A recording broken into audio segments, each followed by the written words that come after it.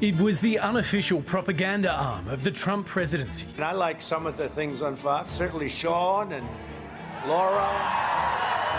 And Tucker's been great lately. And yet, I hate him passionately. really crazy stuff. He's acting like an insane person. Some of Donald Trump's biggest public backers giving him a private bollocking.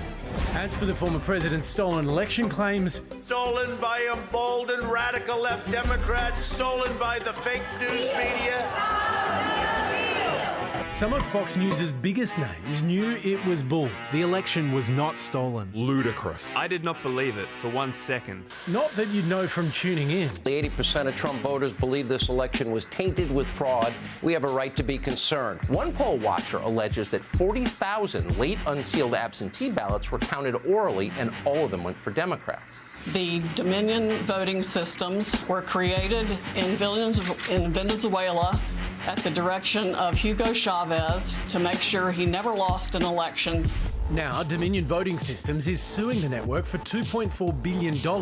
And while the Costanza defense is actually applicable in US defamation law, It's not a lie, if you believe it. it probably won't work for Fox. Pre-trial depositions have uncovered more smoking guns than a spaghetti western.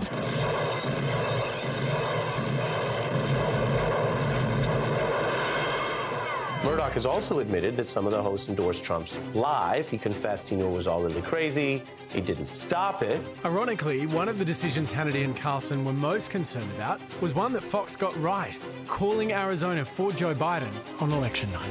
Do the executives understand how much credibility and trust we've lost with our audience? They destroyed a brand that took 25 years to build. They rightly feared their audiences would sooner flock to far-right rivals like Newsmax than swallow an uncomfortable truth. Getting creamed by CNN. Guess our viewers don't want to watch it. Which might explain why Carlson continued to spread the stolen election lie this week, even after his private misgivings were revealed. It is clear the 2020 election was a grave betrayal of American democracy. Given the facts that have since emerged about that election, no honest person can deny it. So, if truth is the first casualty, will Fox News be the next? Here to break it all down for us is Steve Clemons. Steve, how big a deal is it that Fox is being sued for defamation? Huge. I mean, what does it mean for the future of the channel? There you go. it's a huge deal, and this could really change the whole news landscape. It's not the money. Fox can pay the money. It's worth about $23 billion. It's the credibility. It's the fact that any real journalist will not work for this network if that decision comes down against Fox. And I think it irreparably changes. It puts a spotlight on political journalism as a whole, but it really brings Fox down in a terrible way. Steve, isn't the real surprise from some of these revelations that the relationship between Trump and Fox, and particularly Rupert Murdoch, perhaps wasn't as close as many people thought? Well, they hate each other. I mean, this is Godzilla and Ghidorah, two apex predators that hate each other but are symbiotically tied together. And so they can't do without one another. You know, Murdoch needs Trump for ratings, and particularly if he's the next candidate for the Republican Party, Fox can't not cover him.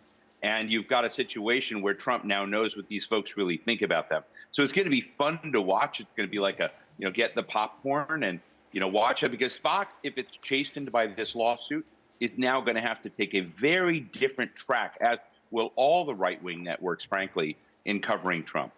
Steve, how do you think Fox viewers will feel about allegedly being lied to, allegedly? Well, it's a mixed bag, because if you've gone out, I've seen polls of Fox, viewers out there. They don't seem to care that much. Some of them do, and some of them aren't going to watch Fox anymore. But they feel like all the networks lie to them. They feel like MSNBC and CNN lie to them. They've been lied to for years about the Russian election hoax. And so they're forgiving. Many of them are enough of them are forgiving that Fox won't totally sync with its viewers. But there's a bigger comment about the lack of trust broadly in American political media and journalism. And it's disturbing that they just sort of think, well, Fox does it, everybody else does it, no big deal. Steve, Dominion, the people bringing the suit, they seem to think they have a pretty strong case here. Could this whole suit make the American news landscape less crazy? Well, it really could, because remember, this is not the only lawsuit that Dominion has brought. They brought it against the One America News Network. They brought it against Newsmax and other networks. And I think it's going to be something where the way in which opinion and views have become such a part of the reportage is really a problem and probably going to change as a result of legal and financial culpability and liability. Keep American politics crazy because we all love the entertainment. Steve, thank you so much for your time tonight. Appreciate it. Thank you.